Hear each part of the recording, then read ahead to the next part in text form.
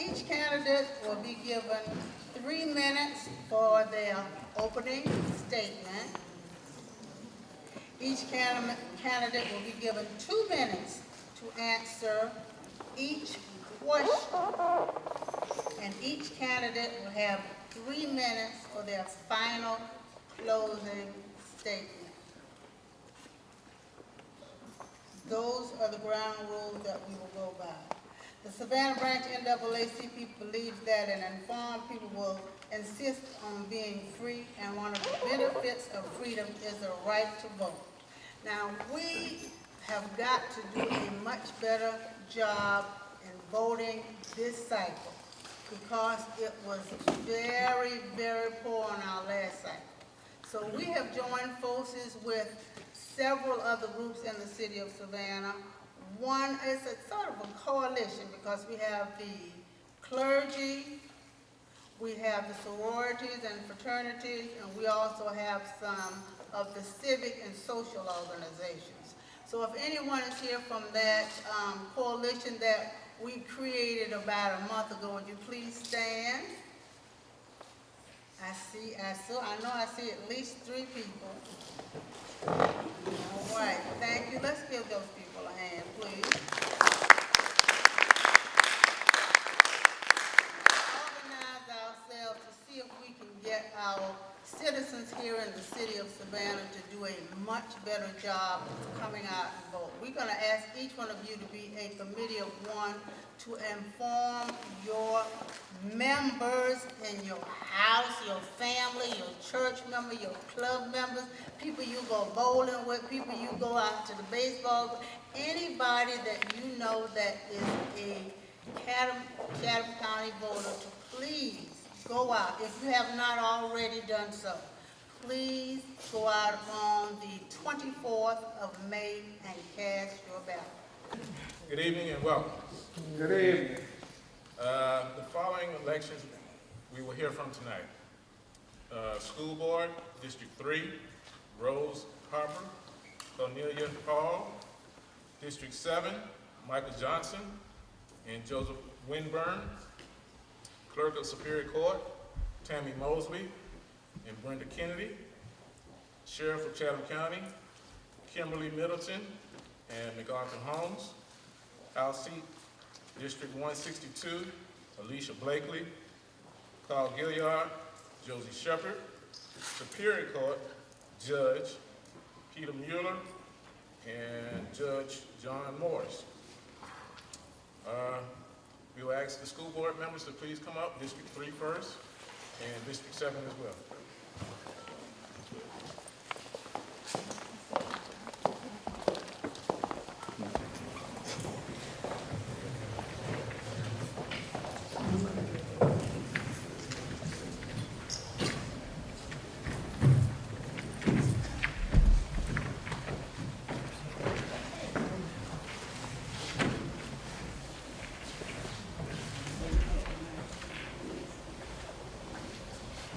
We'd like to hear opening remarks from Paul.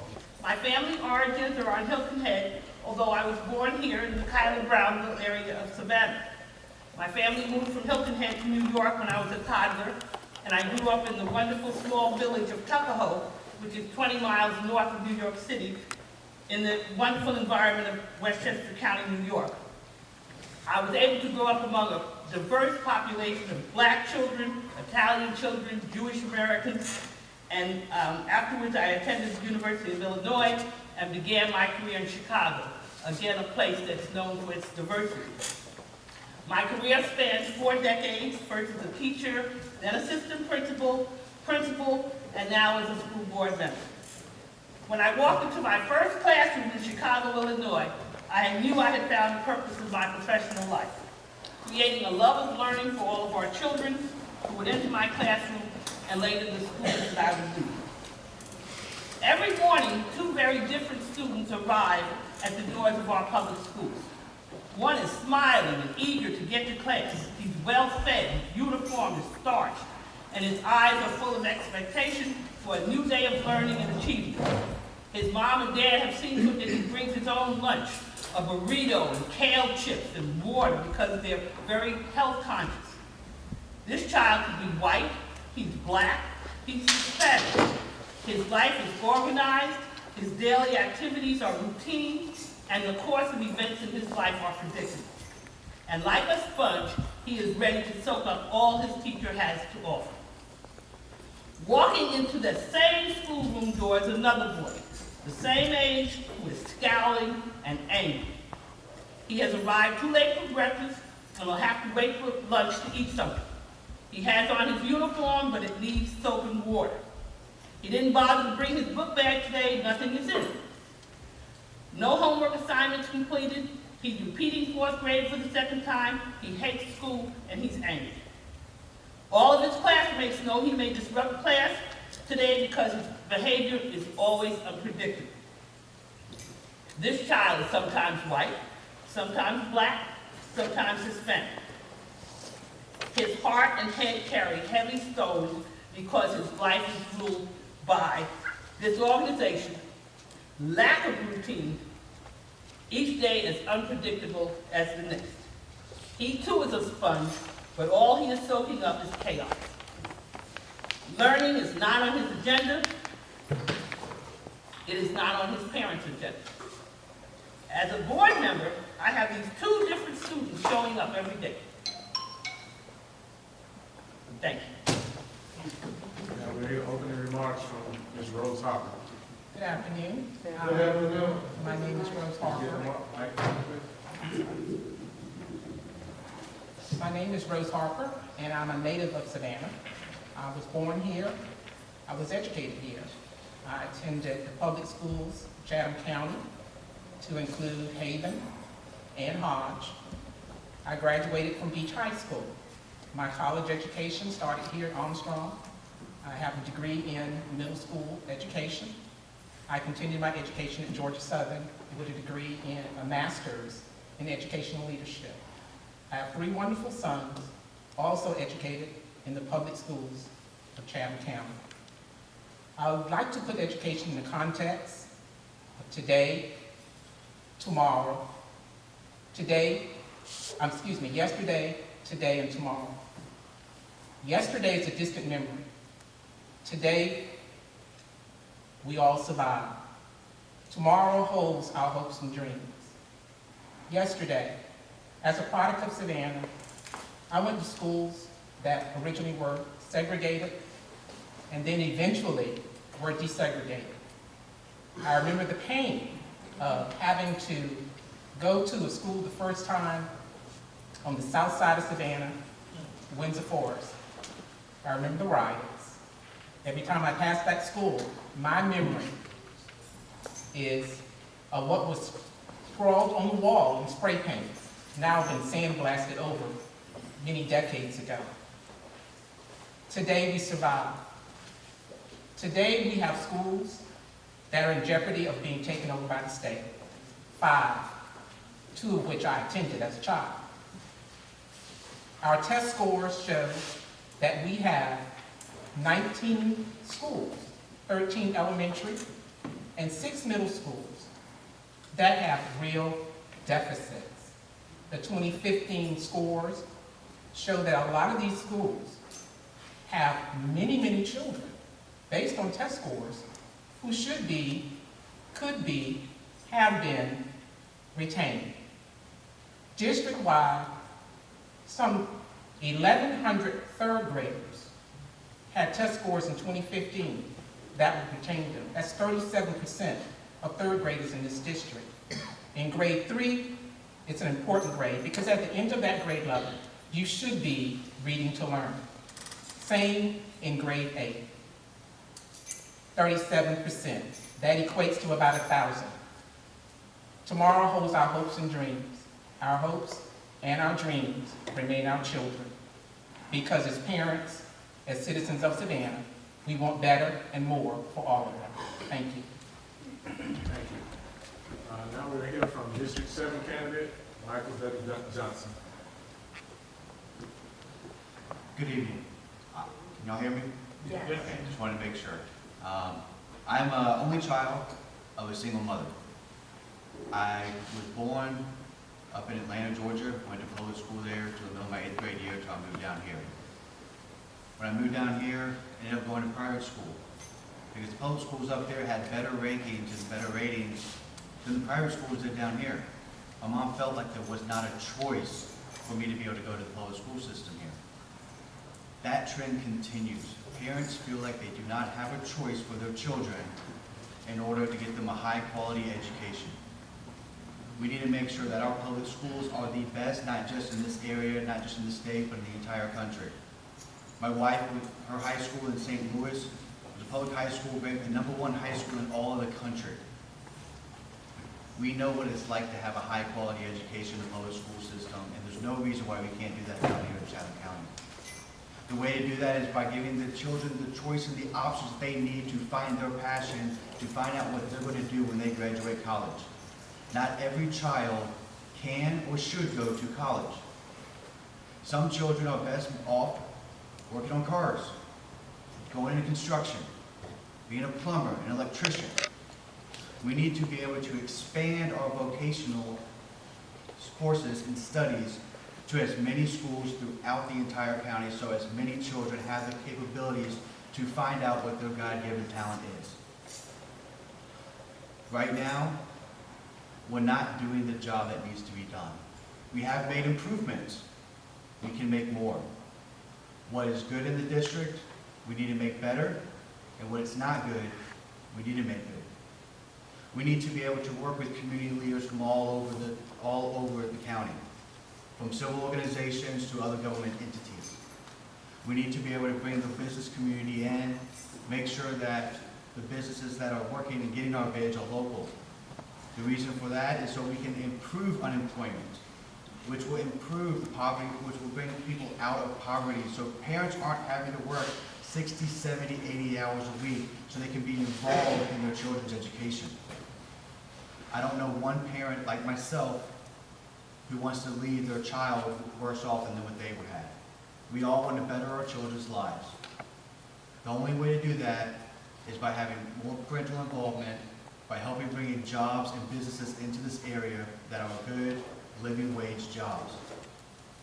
The only way to do that is by bringing a world-class education system for the global marketplace. Thank you. Thank you. Now we're going to hear from Joseph Winburn. Thank you. Thank you for having me here tonight. My name is Joe Winburn, and I am running for District 7 School Board. I'd like to state I am not a politician. I'm a father and a parent that cares about the education of our children. I want our schools to be the best that they can be. I have a 9-year-old son that's in his 6th year in our public school system. I've been heavily involved in his educational experience, whether it be from homework to actually taking time to observe how he's taught in the classroom. I want our schools and our children to have the best education that we can develop so that they can be successful in the future. I currently hold a degree in physical education with a master's in education. I work for St. Joseph's Candler Sports Medicine as the Director of Sports Medicine with over 20 years of experience as an athletic trainer. For St. Joseph's Candler, I oversee the implementation and development of sports medicine services to all of the area high schools, universities, and colleges that we provide services to.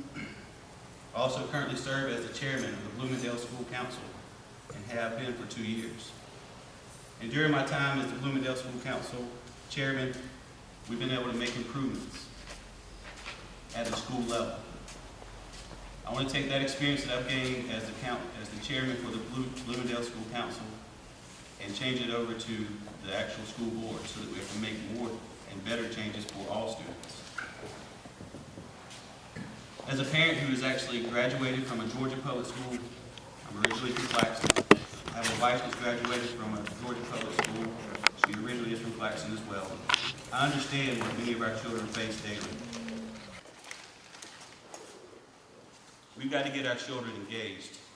We've got to figure out what it is that gets the fire lit up under them. We have many kids that are just bored. They're tired of the same way that we've been teaching them. Children find value when they see what they're learning has a purpose. And they believe that engaging in a certain activity is going to result in a certain outcome. They also succeed when they believe that they can be successful. We need teachers that can continue to champion our students, that encourage them along that they can do good in our school system. And also, as a parent, I just want to make sure that my son and your children have the best education that they can achieve in our public school system. Thank you. Okay. Now we're going to get to the questions that have been selected. Roll call. What do you think about ballot initiative SR 287, the so-called Opportunity School District that says, shall the Constitution of Georgia be amended to allow the state to intervene in chronically failing public schools in order to improve student performance? What do I feel about the Opportunity School District? I think the Opportunity School District is wrong for schools. I think districts bear the responsibility of educating their students, and it should not be educated or legislated out of Atlanta. I think we have the talent in Savannah to educate our students. We just have to have the will to educate all of our students. Because the state coming in to take over schools, that's not going to automatically improve education. They can choose, to turn those schools into charters. They can choose even to close those schools. But I don't think that is what the citizens of Savannah want for their school. Georgia's a red state. Georgia believes in small government. School grabs aren't small government. So it is very contradictory to what Georgia has been about all of this time, for them to come in and want to actually run schools out of the Department of Education. So I think it's very wrong for the district and wrong for the state. Thank you. Mrs. Hall, this is a question that goes to you. Can you speak up, please? Okay. Mrs. Hall, this is a question that is being posed to you. What is your position on Savannah Chatham County Schools running the bus system, and how will you staff it?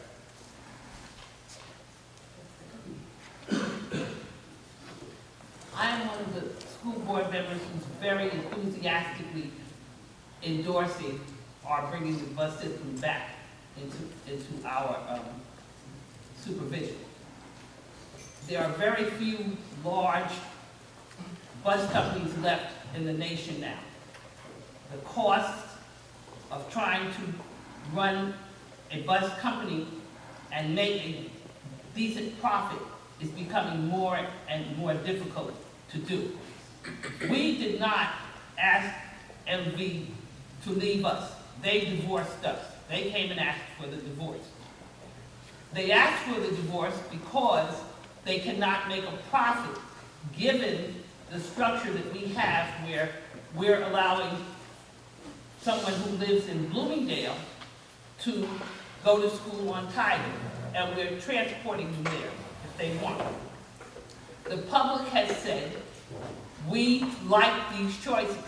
We like being able to do this. A profit cannot be made that way. I believe once we bring the buses in-house and that we work on making sure that our bus drivers, our mechanics, our routers, that everyone has a chance to earn a living wage and that it's comparable to what our academic side, the teachers, the paraprofessionals, and that kind of thing are getting, that our bus drivers are going to be much happier, much more secure, much more stable, not having to worry anymore about how are they going to make it over the summer. I think it's going to be a much better situation for everybody involved. Thank you. Mr. Johnson, what are some ways you can improve the relationship between the board and the staff? Open door policy. Every single person who I've come in contact with along the way on this campaign that is a part of the school system, I've given them my business card. I said, when I'm elected, call me if there's a problem. Email me, text me. They do have a way to put the issues up the chain of command, and I respect that. A lot of times I hear from teachers and even custodians saying that by the time it gets to the school board, it's sugared down, it's watered down, and it doesn't seem like a big of an issue as it really is. We need it, as a board, we need to be able to know exactly what the issues are. So we need to make sure that they have a direct line, besides the teacher center, to school board members in order to be able to really know, the school board members know what's going on, basically, for lack of better words, on the front lines. They are interacting with our children day in and day out.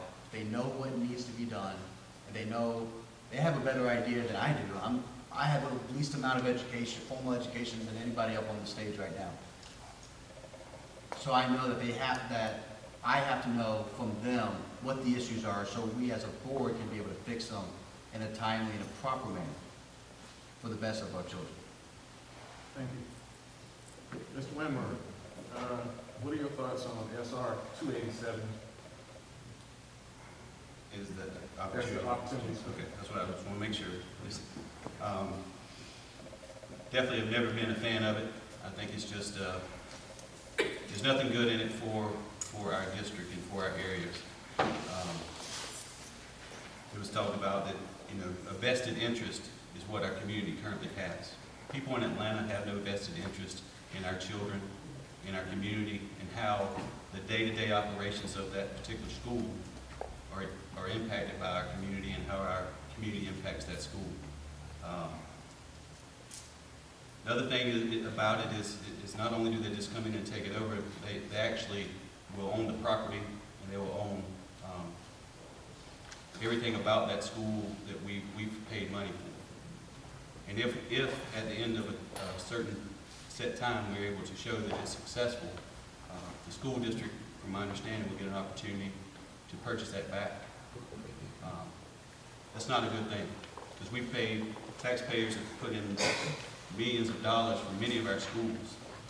I think we can do it locally. We've got to come up with a plan to help to get the teachers that need to be in those schools, that have the experience. I'm for trying to figure out some type of maybe bonus plan that in our higher risk schools to get those teachers and draw them there and keep them in that situation. It was shared last time at one of the forums that I believe 33% or something like that of our teachers in those high-risk schools have less than 3 years of education. That's not the right people. We need people that have experience and can lead and guide our children to a better future. Thank you. Thank you, sir. Now we're here, closing remarks from each candidate. We're going to start with Ms. Harper, please. Chatham County currently faces some issues with educating children in its school districts. 5 schools slated for state takeover, 13 schools with CCRPI scores well below the 60% level that the state looks at for determining takeovers. So we already have more schools positioned for some of the same things that we're trying to avoid now when it comes down to the education of our young people. We have a very talented collection of staff here in Savannah, very capable of doing the job. We just need to put the right people in the right places. When we talk about some of these high-need schools, our best and our brightest teachers should be there. Our most capable principals should sit at the helm of those schools. Resources should be allocated to those schools because we already know major deficits that those children are coming with. A zip code should never determine your outcome. We have been at war with poverty for over 50 years, and we're still fighting that same war. So we have to find the collective will and the bright shining talent to take care of our young people. Yesterday is a memory. Today is what we survived. Tomorrow holds our hopes and dreams. Those are our children. Once again, my name is Rose Harper. I'm running for School Board District 3. I certainly would appreciate your support. Thank you. Ms. Hall? Well, first I'd like to say I am definitely a politician. Politicians give voices to the masses. Everyone cannot represent themselves. You need people who are capable and able to represent your point of view in the struggle for power, in the struggle for distribution of resources, whatever they are. Good politicians do that. Abe Lincoln was a politician. Franklin Roosevelt was a politician. My favorite politician is President Obama. Connie Hall is a politician. As I was saying a little earlier, we have these two children showing up at our school doors every day. They're of all races, ages, genders. As a board member, I have these two different students showing up by the thousands. My challenge is to push and pull these two very different students at the door. Push and pull our many churches with their vast resources. Push and pull the city of Savannah and Chatham County governments. Push and pull parents. And of course, push and pull the agencies. We have myriad agencies in this community who can help our children who are disengaged and who are distressed. What we all want is for those children to reach 18 years of age, cross that civic center stage, ready to go out and have a purposeful life. It's an academic struggle, but it's an economic struggle. Our 5 schools, Hodge, Haven, Brock, Durant, and Mercer, imagine if tomorrow every family who has children at that school earned a median income of $75,000. How long do you think those would be failing schools? Not one semester. Because the parents would have the disposable income to do the things that help children achieve. Do not get away from the economic problem and think that everything is solved by that poor teacher at the front of the room trying to get you to learn. You have to have a holistic environment to learn. If your parents cannot afford to take you on vacation, if they can't afford to buy you books, if they can't afford to have experiences for you that build your educational appetite, the best teachers in the world are not going to be able to do that. Let's remember the economic plight our children are in and do what we have to do as a community in the South to help our children economically get out of this morass that they're in. Thank you. Mr. Winburn, your final comments. Again, I'd like to thank you for having me tonight. Again, as a parent who has graduated from our Georgia public school system and currently has a son that's in our public school system, I understand what each of our children face daily. I will focus on what is best for all children. All decisions and policies will ensure the success for our children. I will build trust with our community by communicating to them my intentions, and I will keep them informed of our successes and our challenges. I want to be the voice for our district and our school board.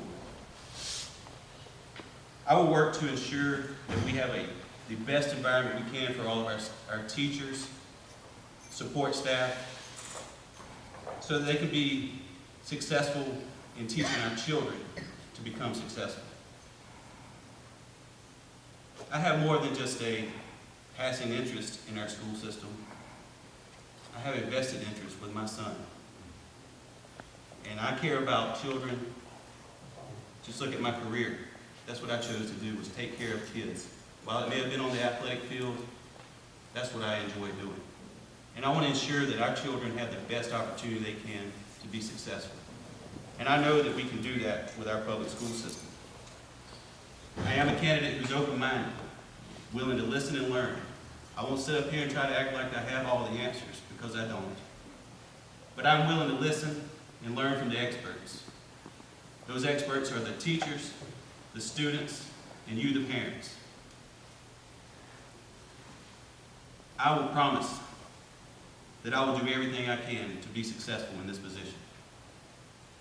I believe the issues that I bring up today are of most importance to the success of our school system, and I ask that I have your support in the vote on May 24th. Again, thank you for your time, and thank you for having me tonight. Mr. Johnson?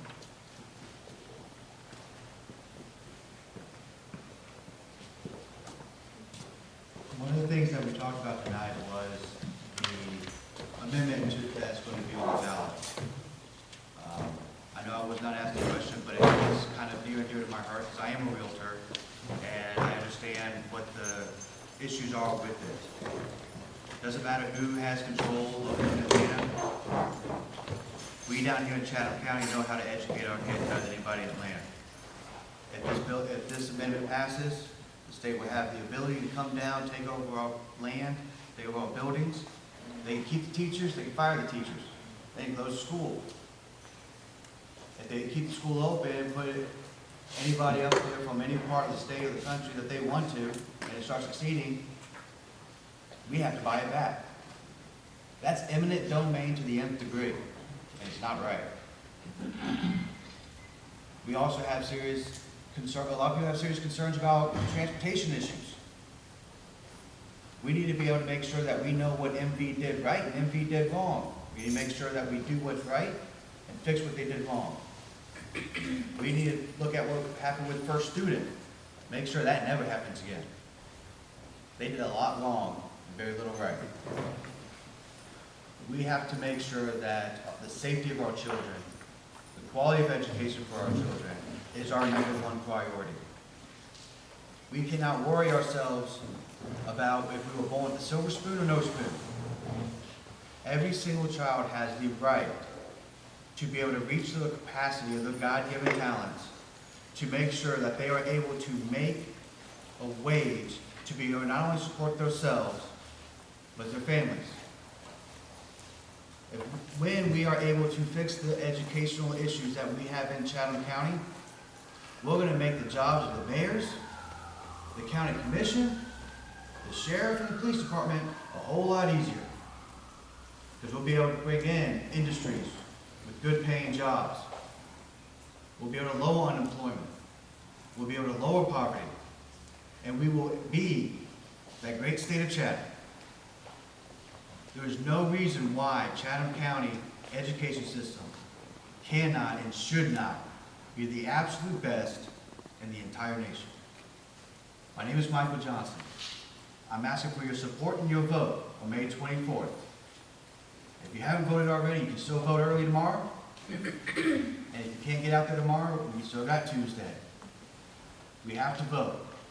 The only way you can voice for what's going on here locally and for the direction that you want to have is by showing up to the polls and by voting. Thank you very much.